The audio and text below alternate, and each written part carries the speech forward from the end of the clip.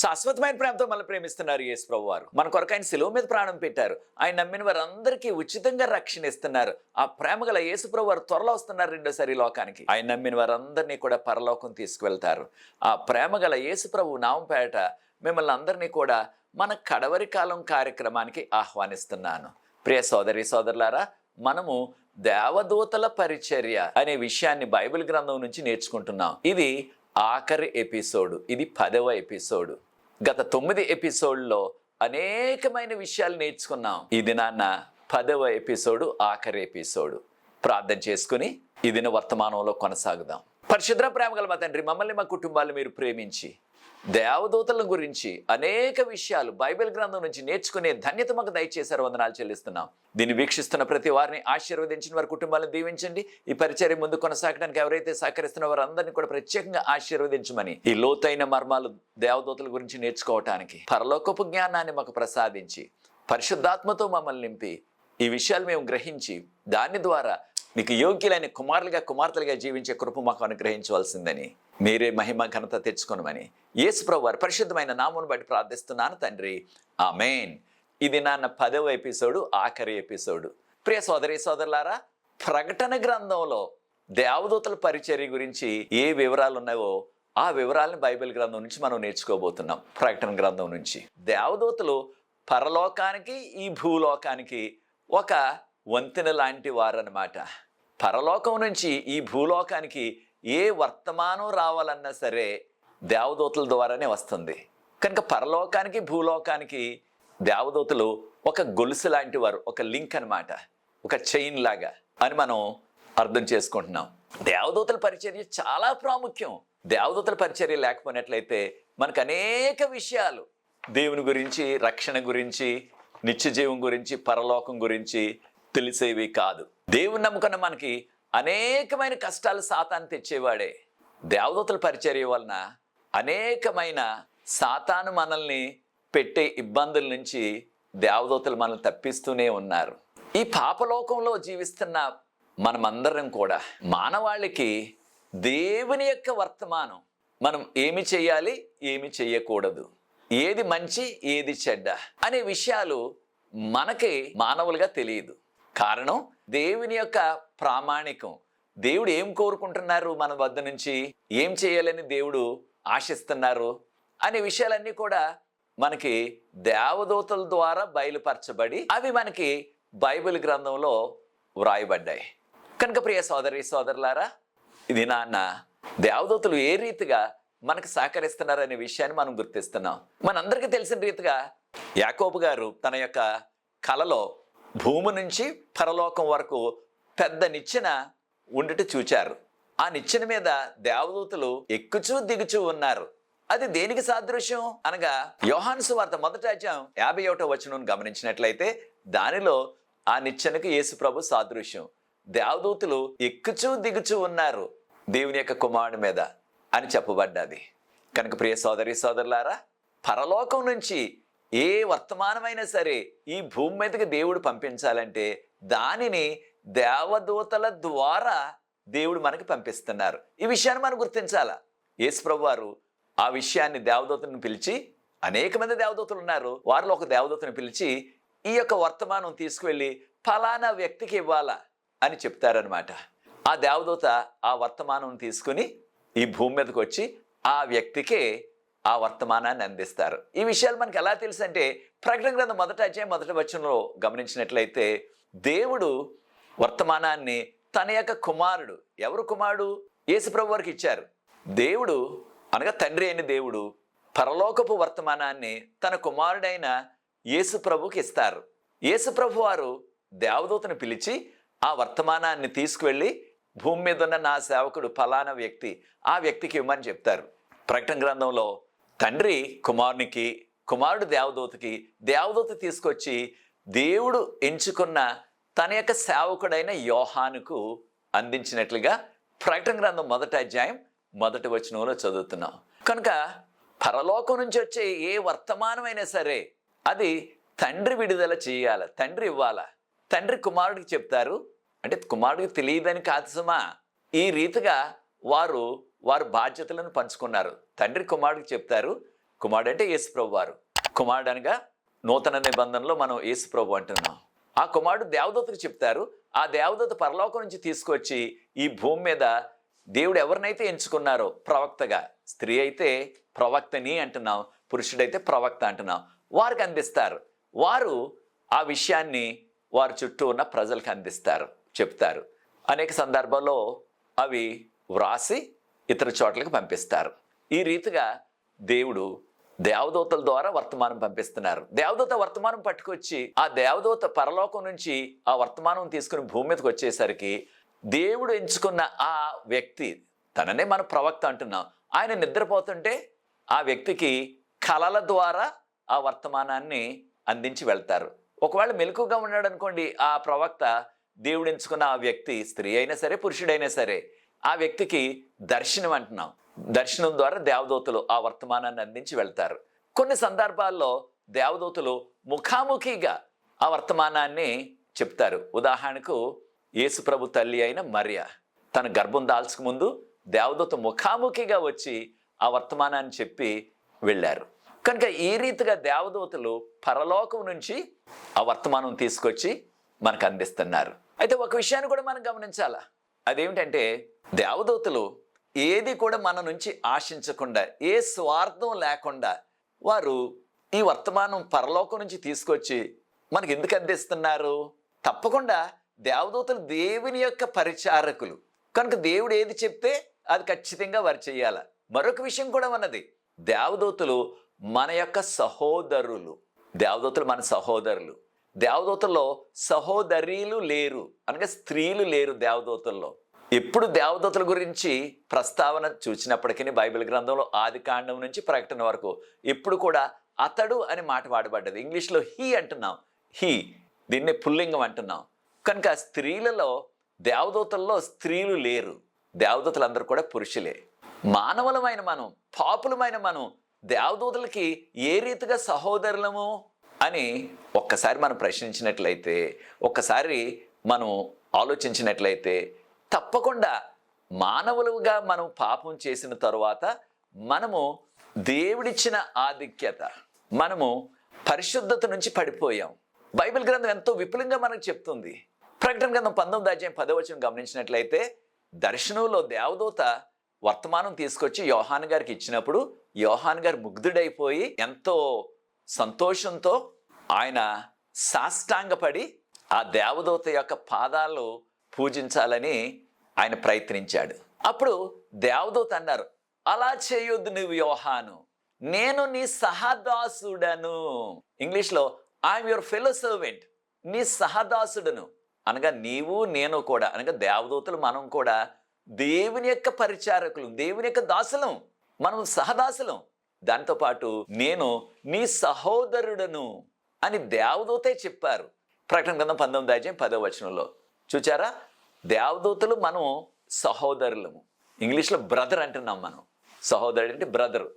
ఇదే విషయాన్ని మరొకసారి ప్రకటన గ్రంథం 22:9 మరలా దర్శనం వచ్చినప్పుడు యోహాను గారు ఎంతో ఆశ్చర్యంతో ఆయన సాష్టాంగపడి దేవదూత యొక్క పాదాలను పూజించాలని ప్రయత్నం చేస్తే మరలా రెండవసారి ఇదే విషయాన్ని దేవదూత చెప్పారు. ఏమని?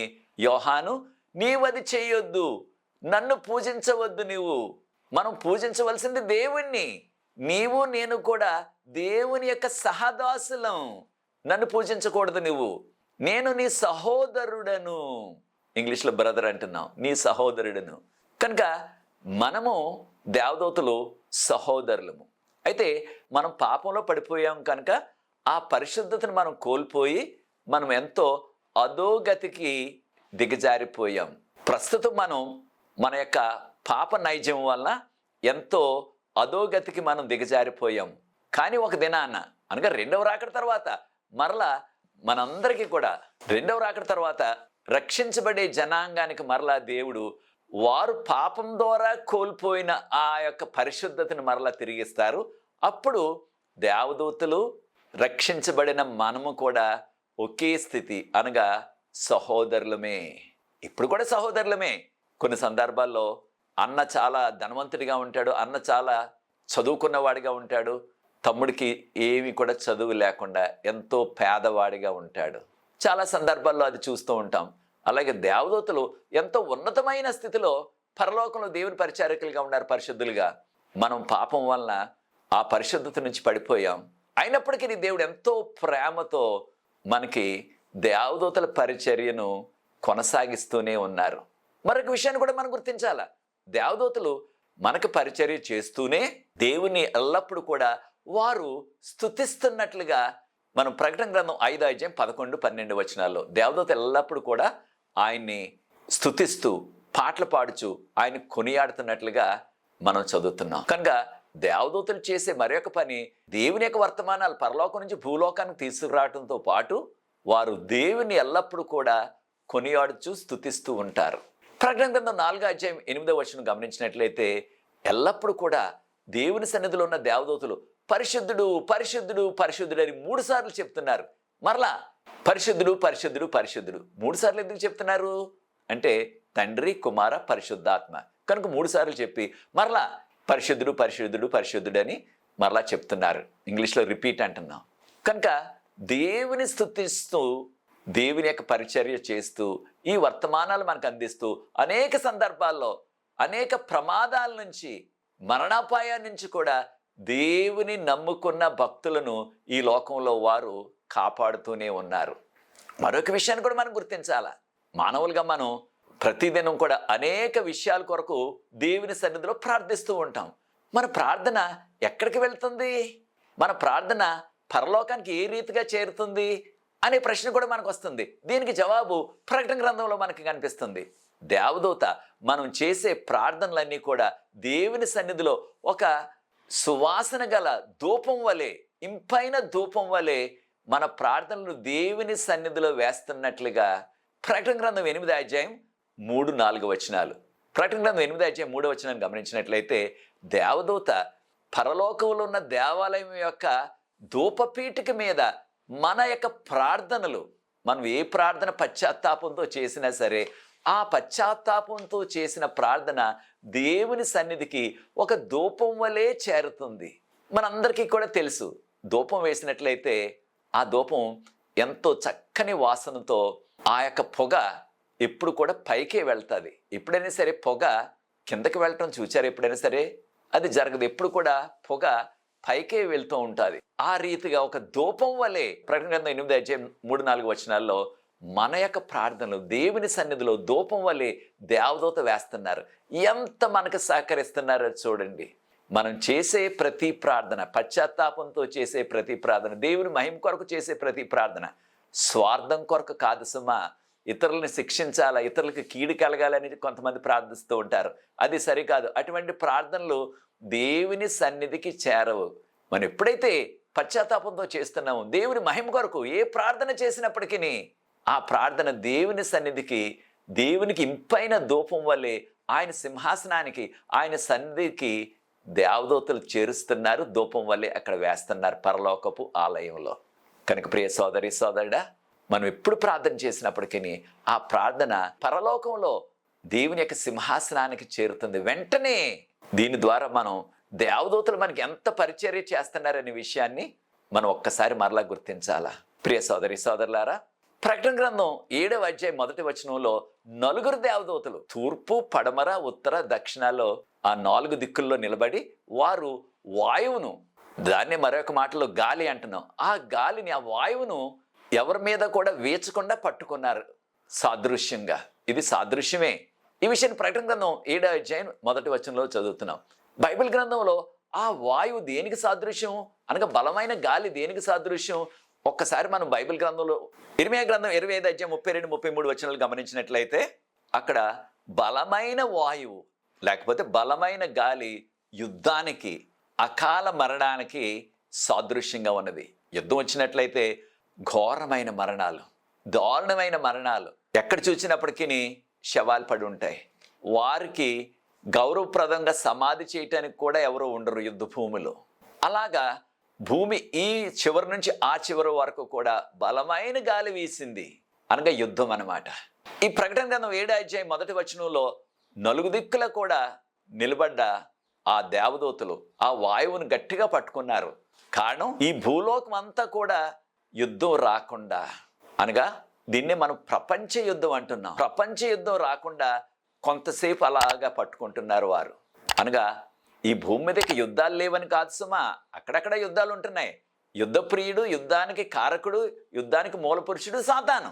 ప్రకటన గ్రంథం 12:7 మిఖాయేలుకు ఘట సర్పానికి యుద్ధం జరిగిందని చెప్పబడ్డది పరలోకంలో.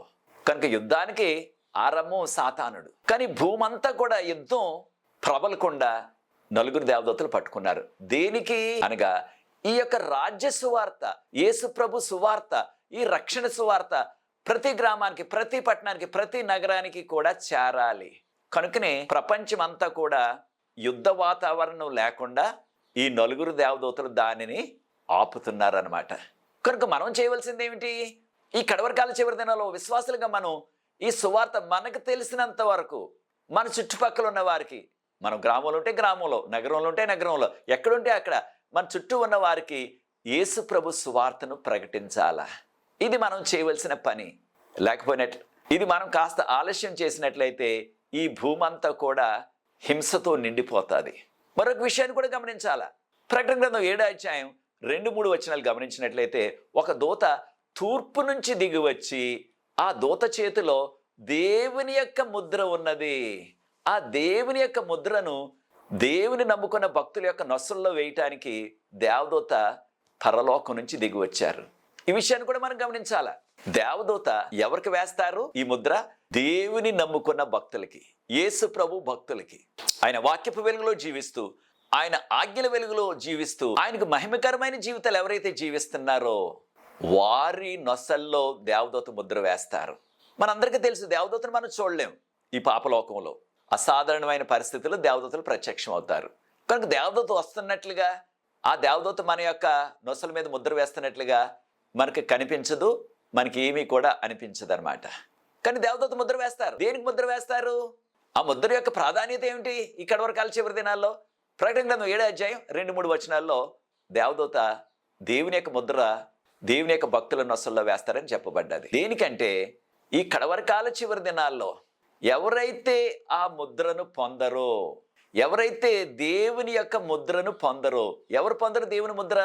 ఆయన వాక్య ప్రకారంగా, ఆయన వాక్యపు వెలుగులో, ఆయన ఆజ్ఞల వెలుగులో ఎవరైతే జీవించట్లేదో, వారి ఇష్టానుసారంగా ఎవరైతే జీవిస్తున్నారో, బైబిల్లో లేని విషయాలు బోధిస్తూ నమ్ముచు ఎవరైతే జీవిస్తున్నారో వారు దేవుని ముద్రను పొందటానికి అర్హులు కారు. ఎవరైతే దేవుని ముద్రను పొందరో వారికి రాబోయే ఆ యొక్క శిక్ష ఏమిటంటే యెహెజ్కేలు గ్రంథం 9:6 యెహెజ్కేలు గ్రంథం 9:6 దేవుడు శాసించారు, దేవుడిచ్చారు ఈ యొక్క శాసనాన్ని.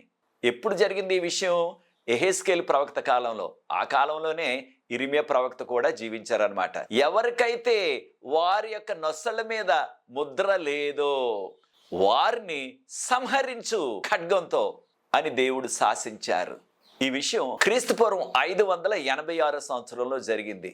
అప్పుడు ఇర్మియా ప్రవక్త జీవించే ఉన్నారు. యెరూషలేములో ఎవరైతే జీవించారో ఆ దినాల్లో, ఎవరైతే దేవుని బిడ్డలుగా ఆయన వాక్యపు వెలుగులో, ఆయన ఆజ్ఞల వెలుగులో ఎవరైతే జీవించారో ప్రార్థన పూర్వకంగా, వారికి ఏ కీడు కలగలేదు. ఉదాహరణకు ఇర్మియా ప్రవక్త, ఆయనకి ఏ హాని, ఏ కీడు కలగకుండా, కష్టాలు వచ్చాయి తప్పకుండా, కానీ ప్రాణహాని రాలేదు ఆయనకి. కానీ ఎవరైతే నిజ దేవుని గురించి తెలిసినప్పటికీ వారు పట్టించుకోకుండా వారి ఇష్టానుసారంగా పాపపు జీవితాన్ని జీవించారో వారందరూ కూడా క్రీస్తు పూర్వం 586 బబులోను సైన్యం యెరూషలేము నగరంలో ప్రవేశించి వారందరినీ కూడా ఇక ఏ విధమైన దయాదాక్షిణ్యం లేకుండా పెద్దవారిని, చిన్నవారిని, వృద్ధుల్ని, స్త్రీల్ని కూడా సంహరించారు. ఈ విషయాలు మనం చరిత్రలో నేర్చుకుంటున్నాం. కనుక ప్రియ సోదరి సోదరులారా, దేవుని ముద్ర పొందటం వలన మనకు కలిగే లబ్ధి ఏమిటంటే ఈ కడవరి కాలంలో రాబోయే ఎటువంటి హింస అయినా, దానితో పాటు ప్రకటన గ్రంథం 16 చెప్పబడిన 7 తెగుళ్ళు కూడా దేవుని ముద్ర పొందిన వారికి సోకవు. దేవుడు ఈ ప్రత్యేకమైన ఏర్పాటు చేస్తున్నారు. దేవుని ముద్ర వారి నొసల మీద దేవదూత వేస్తారు. ఎంత సహకరిస్తున్నారు చూడండి, ఎంత సహాయం చేస్తున్నారో చూడండి. కనుక ప్రియ సోదరి సోదరులారా, ఈ కడవరకాల చివరి దినాల్లో దేవుని ముద్రను పొందాలి మనం. ప్రకటన గ్రంథం 13 సాతాను ముద్ర కూడా, దీన్నే మృగం యొక్క ముద్ర అని చెప్పబడ్డది.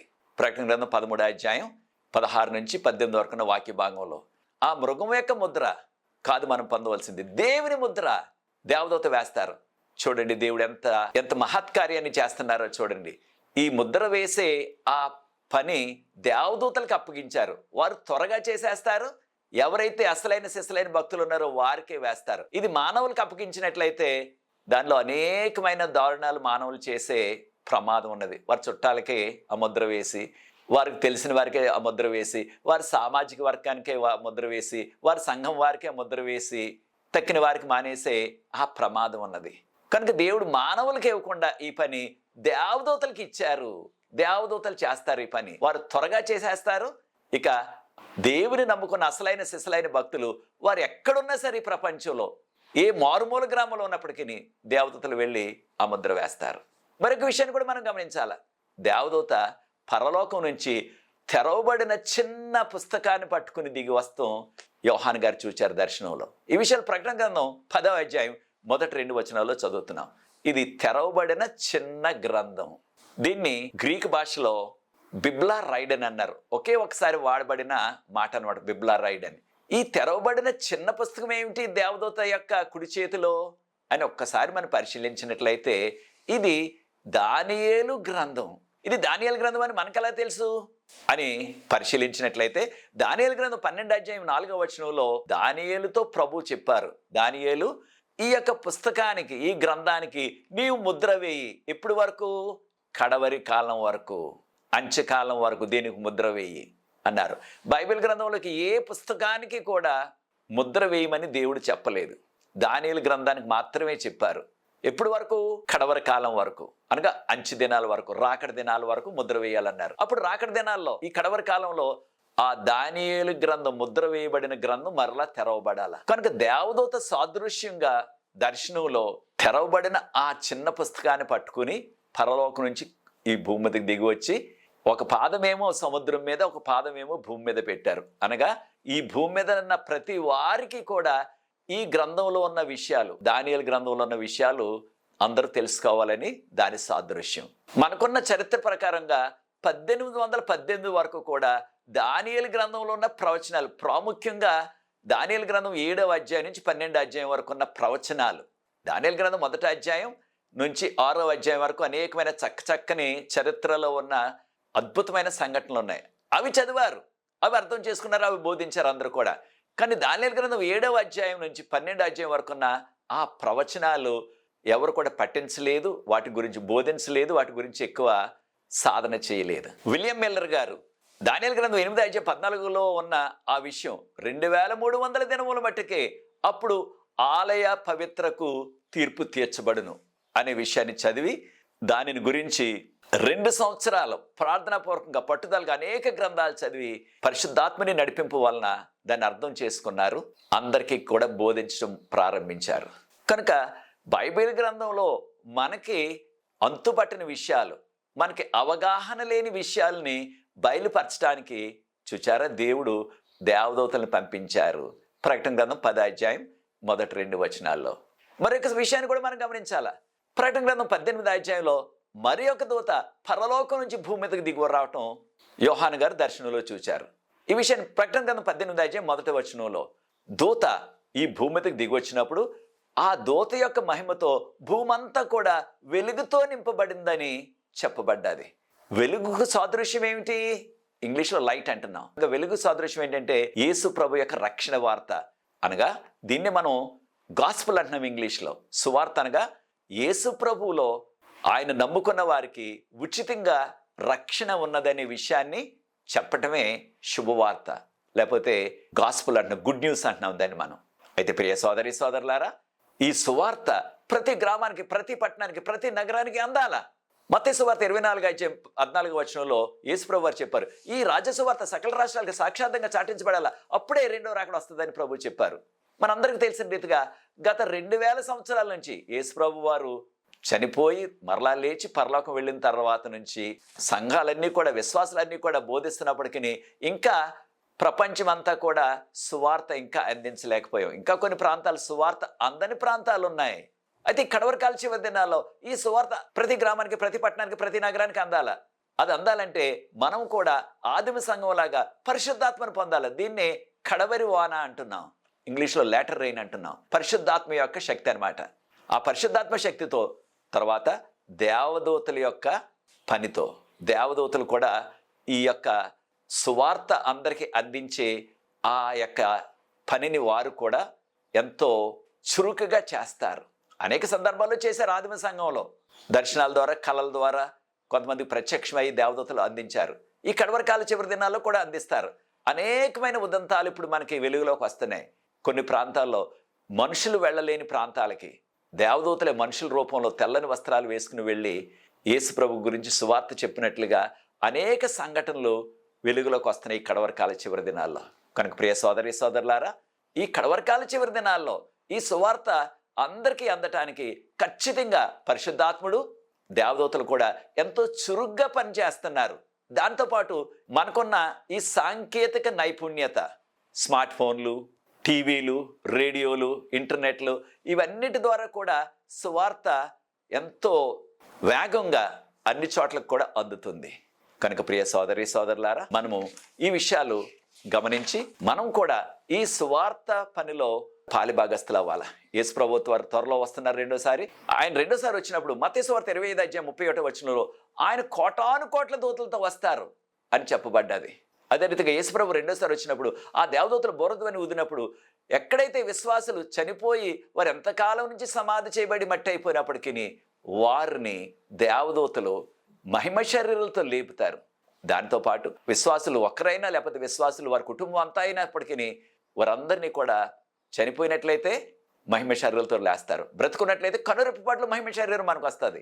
వారందరినీ కూడా మత్తయి సువార్త 24:31 దేవదూతలు నలుదిక్కుల నుంచి, తూర్పు, పడమర, ఉత్తర, దక్షిణాల నుంచి వారు ఎక్కడున్నప్పటికీ, ఏ గ్రామంలో, ఏ పట్టణంలో, ఏ నగరంలో ఉన్నప్పటికీ దేవదూతలు వచ్చి విశ్వాసులందరూ కూడా మేఘాల్లో తీసుకుని యేసు ప్రభు వారు రెండోసారి వచ్చినప్పుడు భూమి మీద అడుగు పెట్టరు, మధ్యాకాశంలోనే ఉంటారు. ఆయన కలుసుకోవటానికి దేవదూతలు మనల్ని తీసుకెళ్తారు. యేసు ప్రభుని మనం మధ్యాకాశంలో కలుసుకుంటాం, దేవదూతలు అక్కడికి తీసుకువెళ్తారు మనల్ని. ఈ విషయాలు మనం మత్తయి సువార్త 24:31 చదువుతున్నాం. చివరిగా చూడండి, దేవదూత, బలమైన దేవదూత ఆకాశం నుంచి సంకెళ్ళు పట్టుకుని భూమి మీదకి దిగి వస్తున్నారు. దేనికి? సాతానుని బంధించటానికి. ఈ విషయాలు ప్రకటన గ్రంథం 20:1-2 సాతానును బంధించి అగాధంలో వేసేసారని మనం చదువుతున్నాం. అగాధంలో వేసేస్తారు, ఇంకా జరగలేదు, రెండవ రాకడ తర్వాత జరుగుతుంది. దేనివలన సాతానుని బంధిస్తారు సంకెళ్ళతో దేవదూతలు అంటే? సాతాను వల్లనే కదా ఈ లోకంలో పాపం ప్రవేశించింది. ఆ పాపం వల్లనే కదా అనేకమైన రోగాలు, వృద్ధాప్యం, మరణం, ఇవన్నీ కూడా పాపం వల్లే ప్రవేశించాయి. దాంతోపాటు యుద్ధాలు, భూకంపాలు, తుఫాన్లు, వరదలు, రకరకాల వ్యాధులు, ఇవన్నీ కూడా పాపం వల్లే ప్రవేశించాయి. కనుక ఇవన్నిటికీ కూడా మూలకారకుడు సాతాను. కనుక సాతానుని బంధించేస్తారు రెండవ రాకడ తర్వాత దేవదూతల సంఖ్యలతో, అగాధంలో వేసేస్తారు. ఎంతకాలం? 1000 సంవత్సరాలు చెప్పబడ్డది. ఆ 1000 సంవత్సరాల తర్వాత అనగా రెండవ రాకడ తర్వాత 1000 సంవత్సరాల వరకు సాతాన్ని బంధించి చీకట్లో, అగాధంలో, అప్పుడు సాతానును తనతో పాటు ఎవరైతే పాపంలో పాల్గొన్నారో, దేవునికి వ్యతిరేకంగా జీవించారో వారందరినీ కూడా అగ్నిగుండంలో సమూలంగా నాశనం చేసేస్తారని ప్రకటన గ్రంథం 20:9-10 చదువుతున్నాం. ప్రియ సోదరి సోదరులారా, ఈ లోకంలో ఉన్న సమస్తమైన పాపాన్ని, పాపుల్ని, సాతాన్ని కూడా సమూలంగా నిర్మూలన చేసిన తర్వాత అప్పుడు దేవుడు క్రొత్త ఆకాశాన్ని, క్రొత్త భూమిని సృష్టిస్తారు. ప్రకటన గ్రంథం 21:5 ఇక ప్రభు మనతోనే, తండ్రి, కుమార, పరిశుద్ధాత్ముడు, కోటాను కోట్ల దేవదూతలు వారందరూ కూడా ఈ భూమి మీదే, ఆ పరలోకం, దాన్ని నూతన యెరూషలేము అంటున్నాం, భూమి మీదకి దిగి వస్తుంది. ఈ భూమి అంతా కూడా క్రొత్త భూమి, క్రొత్త ఆకాశాన్ని సృష్టిస్తారు. దానిలో మనం యుగ యుగాలు జీవిస్తాం. ఇక మరణం లేదు, దుఃఖం లేదు, వ్యాధులు లేవు. ఇదంతా కూడా దేవుని యొక్క ఏర్పాటు. ఇదంతా జరగటానికి దేవుడు దేవదూతల పరిచర్యని వాడుకుంటున్నారు. కనుక ప్రియ సోదరి సోదరులారా, మనం జీవించినంతకాలం ప్రభు రెండోసారి వచ్చే వరకు కూడా దేవదూతల పరిచర్య ఎంతగా ఉన్నదో మనము ఈ 10 ఎపిసోడ్లో గమనించాం. ప్రభు యొక్క వాక్య వెలుగులో, ఆయన ఆజ్ఞల వెలుగులో జీవించినట్లయితే ఆయన వచ్చి పర్యంతరం కూడా దేవదూతల యొక్క పరిచర్య మనకు ఉంటుంది. దేవుడు మనకు సహాయం చేస్తారు. అది నీ నిర్ణయం అయినట్లయితే నాతో ఏకీభవించండి, ప్రార్థించి ఈ యొక్క ఆఖరి ఎపిసోడ్ 10 ఎపిసోడ్ ముగిస్తాను. వచ్చే కార్యక్రమంలో మరి యొక్క అంశంతో మీ ముందుకు వస్తాను. నా కొరకు, పరిచర్య కొరకు ప్రార్థించండి. ప్రార్థన చేసి ఈ యొక్క వర్తమానాన్ని ముగిస్తాను. పరిశుద్ధ ప్రేమ గల మా తండ్రి, మీకు స్తుతులు, స్తోత్రాలు, వందనాలు చెల్లిస్తున్నాం. మా రక్షణ కొరకు, ఈ భూమి మీద విశ్వాసులమైన మాకందరికీ కూడా నీ దేవదూతల పరిచర్య ఎంత ప్రాముఖ్యంగా ఉన్నదో మేము గుర్తిస్తున్నాం ప్రభువా. మీరు మాకు చేసిన ఈ యొక్క ఏర్పాటును బట్టి మీకు స్తుతులు చెల్లిస్తూ, ఈ విషయాలు బైబిల్ గ్రంథం నుంచి నేర్చుకునే ధన్యత మాకు ఇచ్చినందుకు మీకు స్తుతులు చెల్లిస్తున్నాం. దీన్ని వీక్షిస్తున్న ప్రతి వారిని ఆశీర్వదించండి. ఈ పరిచర్య ముందు కొనసాగడానికి ఎవరైతే సహకరిస్తున్న వారందరూ కూడా ప్రత్యేకంగా మీరే దీవించవలసిందని యేసు ప్రభువు వారి పరిశుద్ధమైన నామమును బట్టి ప్రార్థిస్తున్నాను తండ్రి, ఆమేన్. ఎటువంటి ప్రార్థన అవసరం ఉన్నప్పటికీ నన్ను సంప్రదించండి. మనకు ప్రార్థనా బృందం ఉన్నది. ప్రతి సాయంత్రం విజ్ఞాపన ప్రార్థన చేస్తున్నాం. అనేకమైన జవాబులు ప్రభు ఇస్తున్నారు. ఈ అవకాశాన్ని మీరు కూడా సద్వినియోగం చేసుకోండి. ప్రభు మిమ్మల్ని ప్రత్యేకంగా దీవించుగాక.